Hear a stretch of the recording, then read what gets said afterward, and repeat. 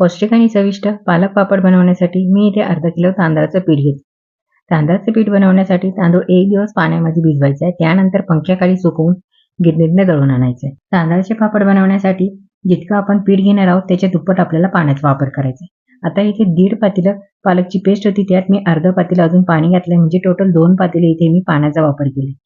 त्यातच मी 2 चमचे सफेद तीळ, त्याचबरोबर 2 चमचे जिरे, 1 चमचा पापडखार आणि 1 चमचा मीठ घातले. त्याला व्यवस्थित उकळी द्यायची. त्यानंतर जे आपण अर्धा किलो तांदळाचं पीठ ठेवलं होतं ते त्यामध्ये व्यवस्थित मिक्स करायचे. पीठ पालकच्या पेस्टमध्ये व्यवस्थित मिक्स झाल्यानंतर गॅस बंद करायचा आहे आणि पातेल्यावर झाकण ठेवून ते पीठ तसंच 10 मिनिटं वाफू द्यायचे. 10 मिनिटानंतर पीठ एका पॉलिथिनमध्ये घालून व्यवस्थित मळून घ्यायचे आणि त्याचे या प्रकारे गोळे करून पापड तयार करायचे. आता हे पापड तुम्ही घरामध्येही सुकवू शकता किंवा उन्हामध्ये पण सुकवू शकता. डिटेल व्हिडिओची लिंक तुम्हाला खाली बघायला मिळेल किंवा चॅनलवर बघू शकता.